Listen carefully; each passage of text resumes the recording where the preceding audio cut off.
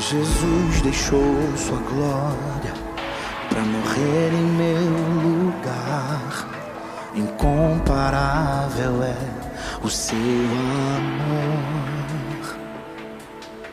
A graça me alcançou, minha história já mudou. Sou filho e tenho livre acesso ao Pai.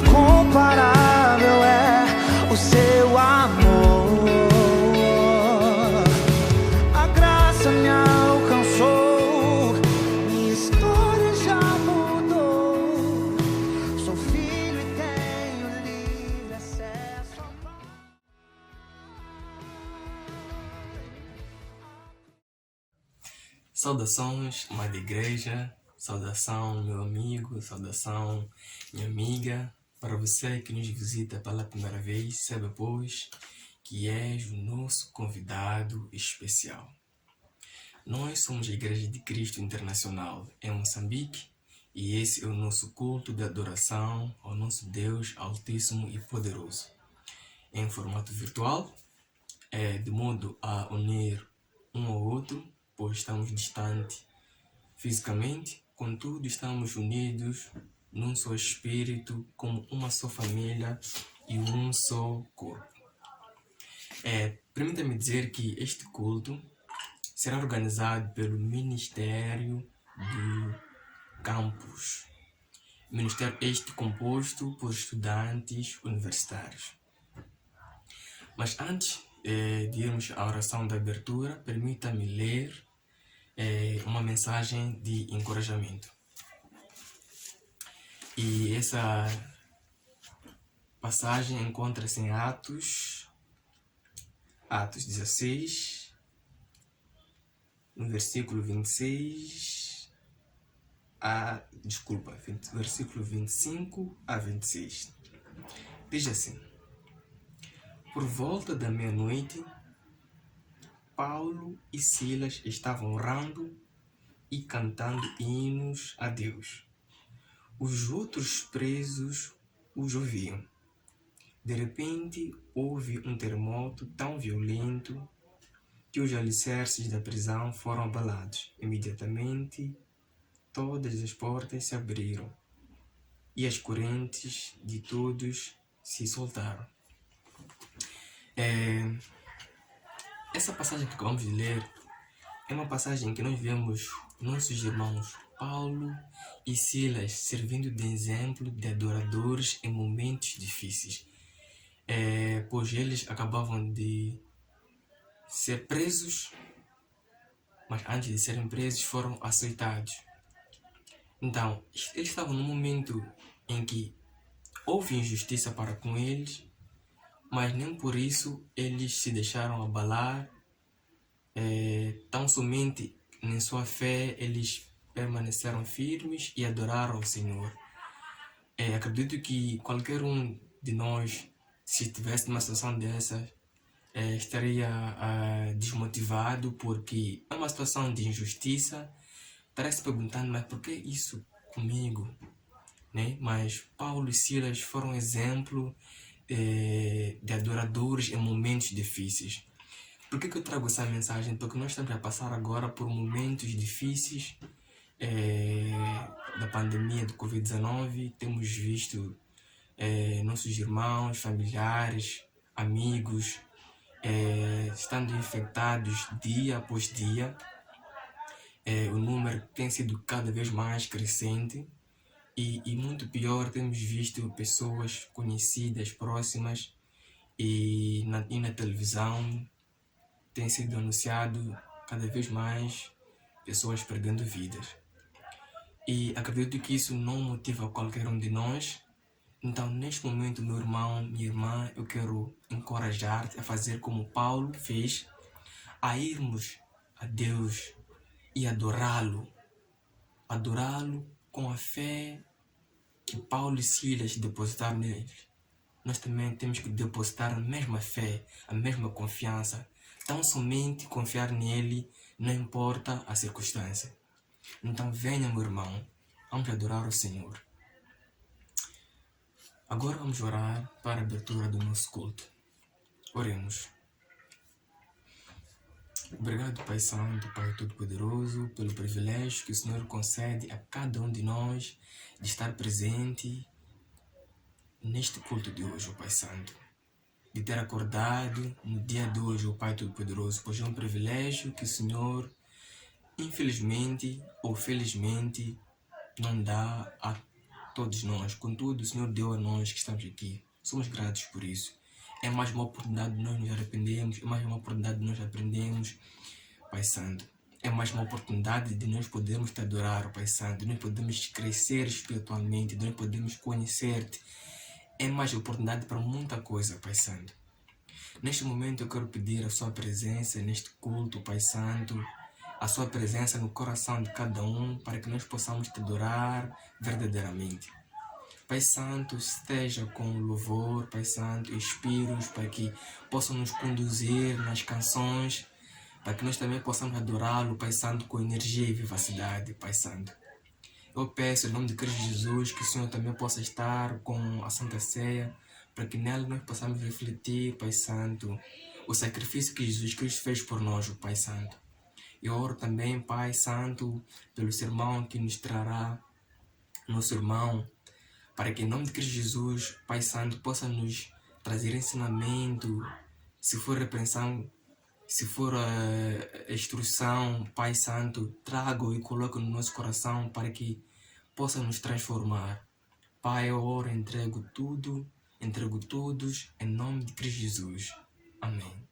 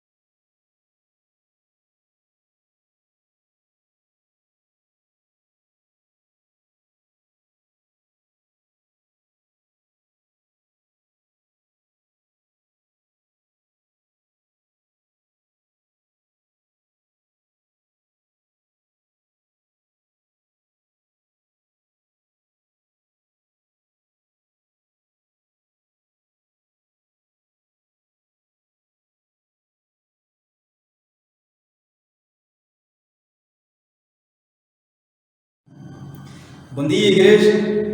Este é o momento da Santa Sé, momento este em que nós nos recordamos da morte, sepultura e a ressurreição do nosso Senhor Jesus Cristo. Para tal, gostaria de convidar a igreja a irmos em Deus de oração. Oremos. Senhor nosso Deus, te agradecer por mais um dia que o Senhor nos concedeu, pela sua graça nós estamos aqui. Pai, esteja conosco no proceder deste momento e ajude-nos, coloque-nos, Pai, um coração pronto a poder aprender e exercer a transformação. Pai, ajuda-nos a ser a pessoa que o Senhor quer que nós possamos ser. Quero orar e entregar tudo em suas mãos, no nome santo Filho amado de Jesus. Amém. Gostaria de convidar a igreja a irmos à Bíblia, no livro de Lucas, capítulo 12, Lucas, capítulo 22, versículo 15 a 20. A Bíblia diz o seguinte, 15: E disse-lhes: Desejei muito comer convosco esta Páscoa antes que padeça, porque vos digo que não a comerei mais até que ela se cumpra no reino de Deus. E tomando o cálice e havendo dado graças, disse: Tomai-o, reparte-o entre vós, porque vos digo que já não beberei do fruto da vida até que venha o reino de Deus. E tomando o pão e havendo dado graças, partiu e deu-lhe, dizendo: Isto é o meu corpo que por vós é dado, fazei isto em memória de mim. Semelhantemente, tomou o cálice depois de ser, dizendo: Este cálice é o novo testamento no meu sangue que é derramado por vós. Nesta passagem, nós podemos observar que, chegado o dia da Páscoa, Jesus reuniu-se com seus discípulos, tendo dado graça, entregou o cálice, partiu o pão e deu aos seus discípulos e disse: Este é o meu corpo que é entregue em favor de vós. Façam isto em memória de mim. Uma das importâncias da memória é permitir recordar fatos ocorridos. E no livro de Êxodo, podemos observar que no livro de Êxodo, capítulo 12, versículo 1 a 37, a Páscoa foi dada em memória ao amor de Deus para com o povo israelita, ao lhes libertar da escravidão nas mãos do faraó em Egito. E cada vez que eles participassem da festa da Páscoa, lembravam-se da necessidade de permanecer obedientes a Deus. E Jesus Cristo, ao realizar a ceia, falou para os seus discípulos: Façam isto em memória de mim. Quanto a Cristo, duas coisas importantes nós precisamos nos recordar. Primeiro, é o seu propósito da vinda dele cá na terra, que era de nos tirar das trevas para a sua maravilhosa luz, tendo morrido na cruz para o perdão dos nossos pecados e para que desse jeito todos aqueles que nele creem não pereçam e tenham vida eterna. Segundo, em relação aos seus ensinos sobre o estilo de vida que nós, como seus discípulos, temos que levar. Dentre eles, sermos pescadores dos homens, sermos a luz do mundo, o sal da terra, termos uma vida em pureza e santidade, amarmos ao próximo como a nós mesmos. Em suma, sermos tementes e obedientes à palavra de Deus. E quando nós nos esquecemos dessas coisas, a ceia torna-se num simples ritual e pronto para a nossa própria condenação. E minha pergunta é: como é que tem sido a nossa obediência à palavra de Deus? Será que não temos deixado o mundo e a sua modernização nos pescar? Esta é a minha pergunta. Então, que a ceia seja um alarme em nossas vidas para restaurarmos a nossa identidade cristã até a volta do nosso Senhor Jesus Cristo. Gostaria de orar para a ceia. Oremos. Senhor nosso Deus, te agradecer por esta mensagem, por dia após dia o Senhor deixou-nos as suas escrituras para nós aprendermos de como é que nós temos que proceder, Pai. Por favor, perdoa-nos por nossos pecados e ajude-nos a partir daqui em diante a sermos tementes e obedientes à Sua palavra. Que a ceia possa realmente ser alarme em nossas vidas, para podermos viver de acordo com Sua vontade até a volta do nosso Senhor Jesus Cristo. Quero orar e entregar tudo em Suas mãos, em nome santo Filho e amado de Cristo Jesus. Amém.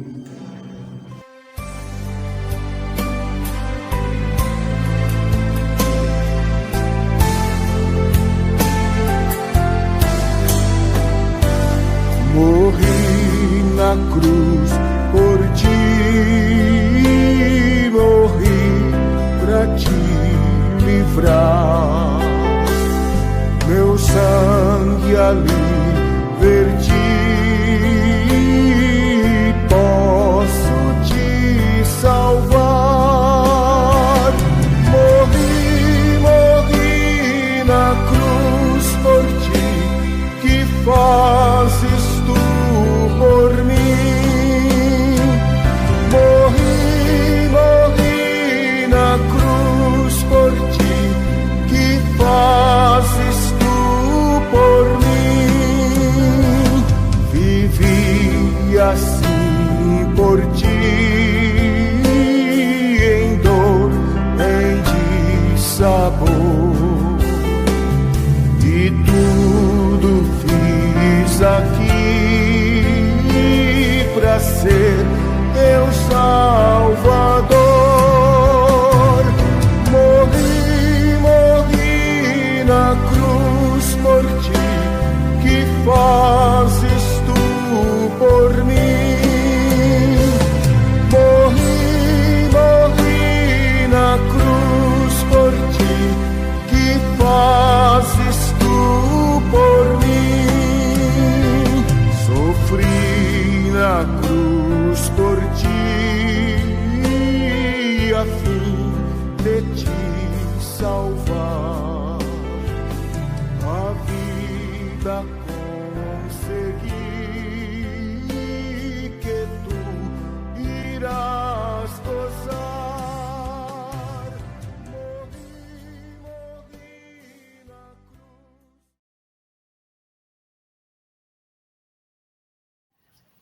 Saudações a todos que nos acompanham neste momento, neste culto de adoração ao nosso Deus. Hoje, conforme vocês estão notando, temos a juventude, os estudantes universitários, tomando as rédeas, estando na linha da frente e estão a servir ao nosso Deus. Alguém dizia que a juventude precisa de ser dado um espaço para poderem cometer erros, porque é de facto assim que se aprende, aprende-se fazendo. Desde já queremos agradecer à igreja por ceder esse espaço aos jovens para poderem realmente servir a Deus.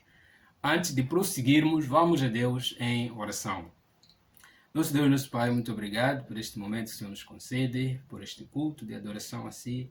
Nós pedimos que, Pai Santo, a presença do Santo Espírito esteja aqui conosco, para que, Pai, o que vai ser tratado aqui venha de Si, Deus, e que nos leve, acima de tudo, a andarmos mais próximos de Ti.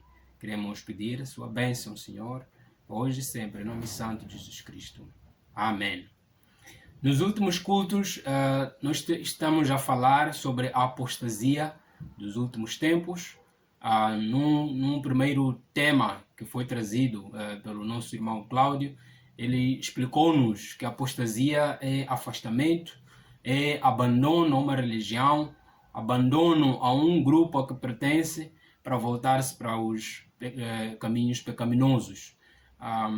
E no culto passado, concretamente, o nosso irmão Noah partilhou conosco sobre examinar os espíritos, que é necessário, que é importante que cada um de nós saiba identificar os espíritos, se eles realmente procedem de Deus ou não. Como é que nós notamos que procedem de Deus? É vendo se confessam que Jesus Cristo é o Senhor, é o Salvador, Ele veio na forma humana para salvar a todos nós. Amém? Hoje, na sequência deste tema, nós estaremos falando sobre cegueira espiritual na origem da apostasia dos últimos tempos.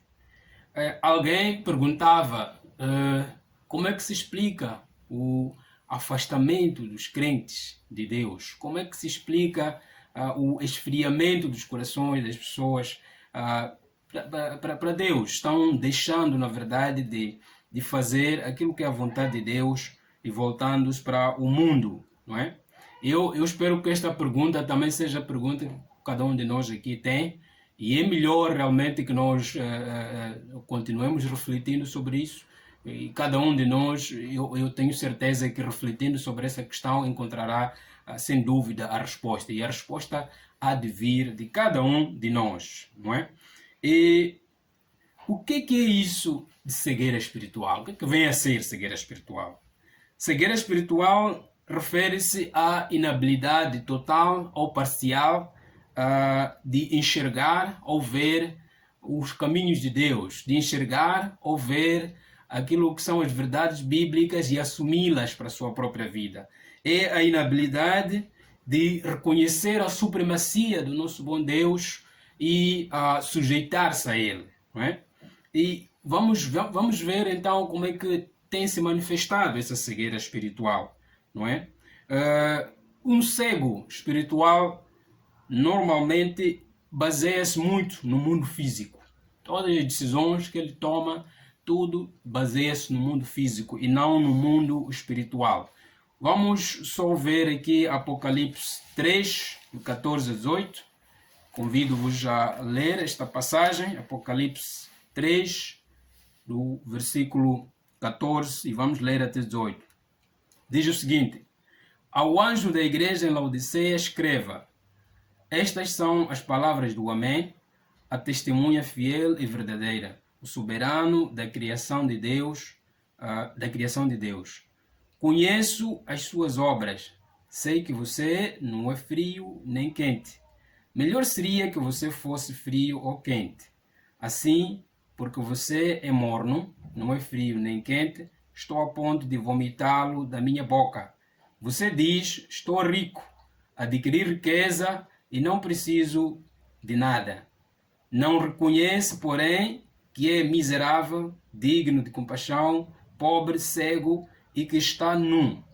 Dou-lhe este conselho: compre de mim ouro refinado no fogo e você se tornará rico.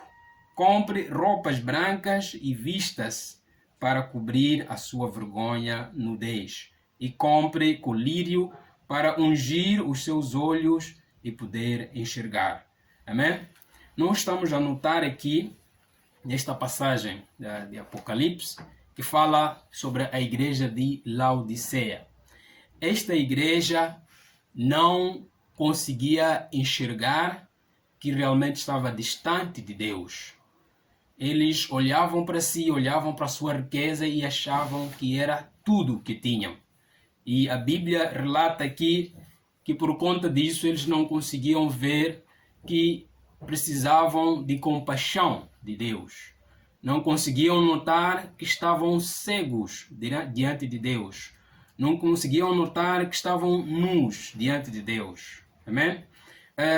A atitude desta igreja de não conseguir ou de se prender fundamentalmente no mundo físico, nas riquezas, como está escrito, isso mostra claramente o afastamento das pessoas desta igreja para com Deus. E eu penso que esta questão que está sendo descrita aqui não é muito distante daquilo que nós podemos notar mesmo no nosso meio nos dias que correm, não é? E esta passagem nos mostra que provavelmente esta pode ser uma imagem também, né, do que nós podemos estar a ver no nosso meio. No nosso meio, nos dias que correm, nós notamos pessoas que se baseiam mais no aqui, o agora, não é? Que é mesmo o mundo físico. Há uma corrida exacerbada para a aquisição de bens materiais. Há uma corrida exacerbada para viver o materialismo, a ostentação. Nós notamos por conta disso jovens, não é, com muita pressa, com pressa de tudo, querendo viver o aqui e o agora, não é? Por exemplo, buscar conselhos, discipulado, são questões que ficaram ultrapassadas para os jovens. Estamos a falar especificamente dos jovens, mas sabemos que é uma situação geral, mas jovens, sobretudo, já não querem mais buscar conselhos. Hoje em dia, os discipuladores têm que andar atrás do discipulando, porque só assim que o tempo pode acontecer. Se o discipulador não vai atrás do discipulando, praticamente os discipulados não têm lugar. E isto é um fenômeno que preocupa, que eu acho que também descreve aqui que é uma cegueira espiritual.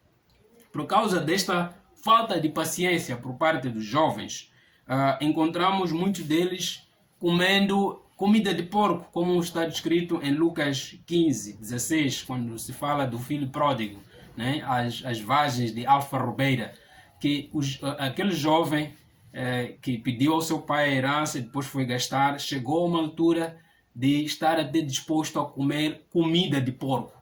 Então, com tanta pressa que nós vemos diante dos jovens hoje em dia, no nosso meio mesmo, nós estamos notando que os jovens estão praticamente a comer esta comida de porco, né? Estão muito preocupados em satisfazer o aqui e o agora. Mas também os discípulos mais antigos não ficam de fora, né? Nós notamos a maior parte deles se preocupando apenas com coisas do seu próprio interesse, né? Se preocupando apenas com o meio que lhes rodeia, sua família, etc. Não é? E por causa disso, nós notamos que não se dedicam, né, para ensinar aos mais novos. Os mais novos precisam de ser ensinados pelos mais velhos. Não é? Não estamos a dizer, por exemplo, que a busca de conforto seja algo mau, mas deixar que esta busca de conforto roube o temor a Deus que nós devemos apresentar, isso sim é mau, não é? Nós notamos os nossos mais velhos que já não estão dispostos a emprestar o seu saber, a emprestar a sua experiência para o avanço do reino, a emprestar a sua experiência para que os mais novos que nós temos hoje também consigam adquirir a sabedoria, porque estes é que vão ser o futuro deste movimento, não é? E vamos ver no livro de no livro de Tito 2, vamos ler do versículo 2 a 3, podemos ler até o versículo 6. Paulo relata aqui alguns aspectos que eu acho muito interessante, que ele fala para Tito poder fazer, né? Vamos ler. O versículo 2 diz o seguinte: ensine aos homens mais velhos a serem moderados, dignos de respeito, sensatos e sadios na fé, no amor e na perseverança. Semelhantemente, ensina as mulheres mais velhas a serem reverentes na sua maneira de viver, a não ser caluniadoras nem escravizadas a muito vinho, mas a serem capazes de ensinar o que é bom. Assim poderão orientar as mulheres mais jovens a amarem seus maridos e seus filhos, a serem prudentes e puras, a estarem ocupadas em casa e a serem bondosas e sujeitas a seus maridos, a fim de que a palavra de Deus não seja difamada. Da mesma maneira, encoraje os jovens a serem prudentes. Amém? Nós notamos nessa passagem, é Paulo que praticamente estava a dar um panorama do que ele gostaria de ver Tito, na verdade, a partilhar para as várias camadas sociais que existiam, e começa mesmo por falar pelos homens mais velhos, não é? Notamos aqui que a Bíblia fala que os homens mais velhos devem ser dignos de respeito, não é? Devem ser respeitáveis, o que significa as suas atitudes, a sua maneira de se comportar tem que realmente nos levar a isso, a merecer o respeito dos mais novos, o respeito da sociedade, não é? Diz que os homens mais velhos precisam ser sóbrios, não é? Aqui podemos comentar sobre o aspecto do álcool, mas de forma geral estamos aqui a falar do equilíbrio. É importante que os mais velhos vivam de uma forma equilibrada, sejam moderados na sua maneira de se comportar e devem ser sensatos.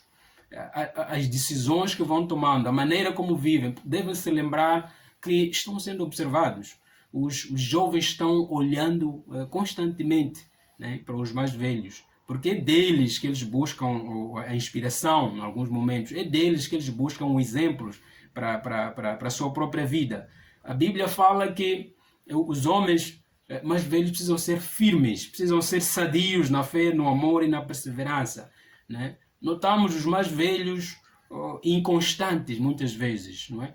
Não é este o cenário ideal que gostaríamos de ver. Os homens mais velhos devem ser os primeiros a mostrarem perseverança diante de qualquer que seja o desafio, a mostrarem perseverança em não cometer os pecados, não é?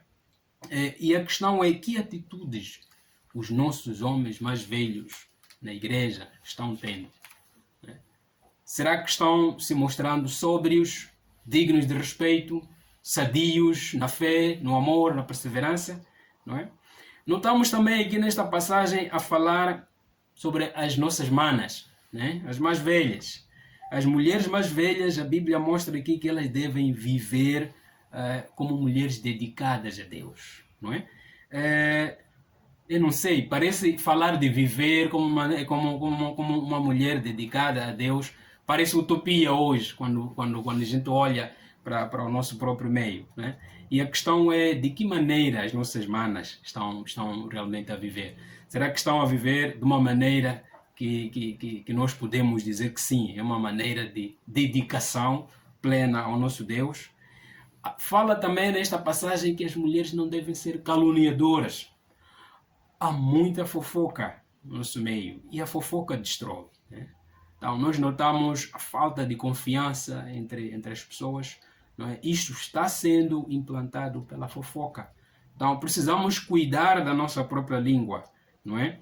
Diz para não serem chegadas ao vinho, não é? Sabemos que algumas das nossas manas estão apegadas ao vinho. Então, precisamos ter muito cuidado com o aspecto de se apegar ao vinho. E diz para que as mulheres mais velhas sejam capazes de ensinar o que é bom. Para ensinar o que é bom, é preciso viver o que é bom. Não sei se nós estamos realmente vivendo o que é bom, porque só assim que nós podemos ser capazes de ensinar o que é bom às mais novas. Então, cada um, na verdade, pode refletir. E quanto aos jovens, esta passagem nos mostra que o jovem tem de ser prudente. Né? A prudência é a palavra de ordem aqui para jovens. Significa cuidado, né? Tomar os passos com cautela. E nisso tudo é importante buscar conselhos. É importante ir aos discipulados. É importante desejar aprender sempre, desejar ser ensinado, não é? Porque só assim que nós estaremos construindo uma sociedade bem melhor. E a minha questão é, se nós temos mais velhos, temos as nossas manas, temos os jovens que não apresentam este quadro que Tito, neste livro de Tito nós estamos a ver, o que é que nós esperamos? Que futuro nós esperamos desse movimento? Né? Porque, sem dúvida, a lei da natureza, daqui a 20, 30 anos, os nossos mais velhos que estão dando bastante, estão servindo alguns, né? Acredito que vão perdendo o vigor. Alguns deles acredito que já estão a pôr óculos, significa que a velhice está lá, está a vir. E a questão é, daqui a uns 20, 30 anos, o que é que nós teremos, né? Que líderes nós teremos no nosso movimento? Isso só para despertar a necessidade de cada um de nós ter de investir nos jovens. E os jovens também precisam, sem dúvida, deixar-se servindo, deixar-se estar disposto, na verdade, para poderem servir, para poderem aprender dos mais velhos. Os mais velhos que nós temos hoje, sem dúvida que ontem eles foram também mais novos e alguém investiu tempo neles, alguém sacrificou, né, e lhes ensinou para serem o que são hoje. Então, vamos continuar, na verdade, trabalhando para assegurar que amanhã nós vamos ter os futuros líderes. Vamos, então, olhar uma outra passagem aqui, está em Gênesis 13, de 10 a 13. Gênesis 13, de 10 a 13. Antes de ler mesmo esta passagem, deixe-me só dar alguns antecedentes aqui. Aconteceu que o Abraão ele sai do Egito para Negueb, e de Negueb foi a uma região entre Betel e Ai, em um local que ele outrora já tinha instalado lá um altar de adoração a Deus, e ele se instalou aí. E nesse processo todo ele se fazia acompanhar pela sua esposa e pelo seu sobrinho Ló. Aconteceu, conforme a Bíblia descreve, que o Ló e Abraão eles tinham muitos bens, tinham tantos bens que a terra não podia suportar. Abraão era rico, né? O Ló também não ficava atrás, tinha muitos bens. E por conta disso eles não podiam conviver ou morar na mesma região. E entre os seus pastores começou a haver desavença. E Abraão, como mais velho, sem dúvida disse a Ló: olha, meu sobrinho, entre nós não pode haver desavença, nem entre os nossos pastores, e por conta disso vamos nos separar. E se fores para a esquerda, eu irei à direita, e se fores para a direita, eu irei à esquerda. E vamos acompanhar então a partir do versículo 10 o que realmente aconteceu neste processo. Amém? Diz assim a palavra. Amém. Olhou então Ló e viu todo o vale do Jordão, todo ele bem irrigado, até Zoar. Era como o jardim do Senhor, como a terra do Egito. Isto se deu antes do Senhor destruir Sodoma e Gomorra. Ló escolheu todo o vale do Jordão e partiu em direção ao leste. Assim os dois se separaram. Abraão ficou na terra de Canaã, mas Ló mudou seu acampamento para um lugar próximo de Sodoma, entre as cidades de vale. Ora, os homens de Sodoma eram extremamente perversos e pecadores contra o Senhor. Amém? Então, nós notamos aqui que Ló, ele tomou a sua escolha. E com que base, né, ele tomou essa escolha? Ele escolheu com base no mundo físico, não no mundo espiritual. Né? Vamos voltar aqui a mencionar os aspectos ligados à cegueira espiritual.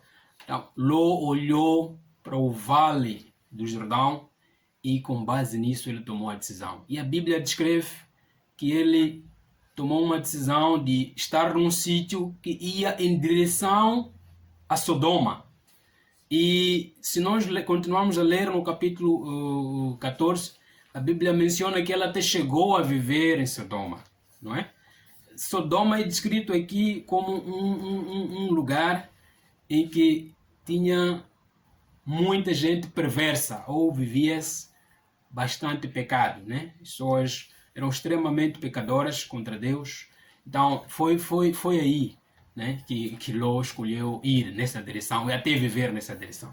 Se acompanharmos ainda no capítulo 14, vamos nos aperceber que nas batalhas que aconteceram, em que Sodoma e Gomorra faziam parte, eles foram vencidos e foram saqueados praticamente todos os bens, incluindo os bens do Ló. Aqueles bens que estamos a descrever aqui, que ele tinha, foram todos saqueados e o que aconteceu, ele mesmo acabou sendo levado preso. Abraão teve de convocar os 318 homens, né, treinados na sua própria casa, para poder resgatar o seu sobrinho. Vejam, essas são as consequências de tomarmos as decisões com base no mundo físico. Né? São consequências bem negativas. Não é?